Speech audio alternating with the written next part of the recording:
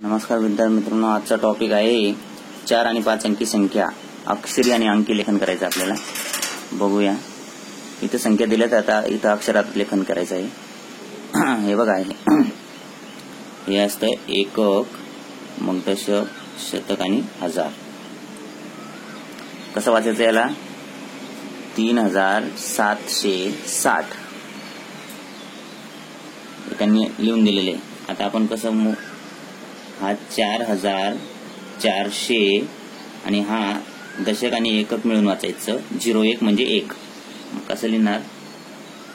4401. त्याच्यानंतर आता इथं त्यांनी अक्षरात दिले, आपल्याला अंकात लिहायचे 13758. 13000 म्हणजे 13,000 झालं स्थान. शतक स्थानाला 700 म्हणजे 7 आणि 58. दशक आणि एकक काय झाला? 5 दशक 8 म्हणजे 58. आता पुढचं बघा, इथं 5 अंकी संख्या आहे. मग आपण त्याला इथं स्वल्पविराम दिला ना, जरा वाचायला सोपं जातं. हे 3 एकत्र वाचू आणि हे पुढचे 2 एकत्र वाचू, म्हणजे हे 1000 झाले.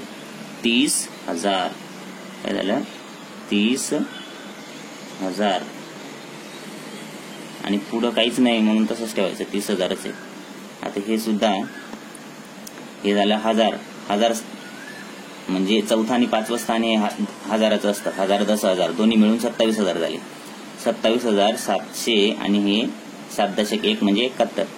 मग 27,771.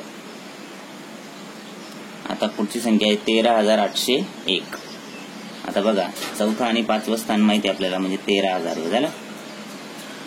आता 800 म्हणजे शतक स्थानाला शे लावला म्हणजे शतक स्थान 800 आणि इथं त्यांनी 1 म्हटलेलं आहे. आता 1 मध्ये सांगा मला, दशक येईल का काही? 1 ही एकच अंकी संख्या आहे, म्हणजे दशक 0. 1 ला कसं लिहू आपण? 01 असं लिहूया, म्हणजे 13,801 होईल.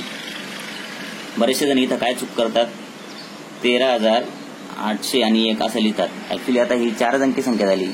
13,000 म्हटल्यावर 5 अंकी व्हायला पाहिजे, म्हणून काय हा 801 होणार नाही.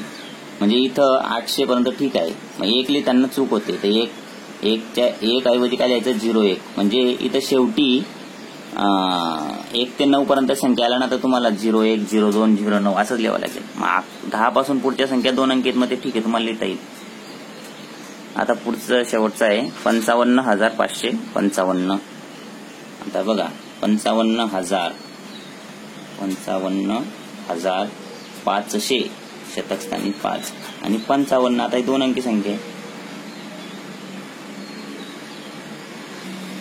अशा प्रकारे आपण 4 आणि 5 अंकी संख्या लिहित असतो.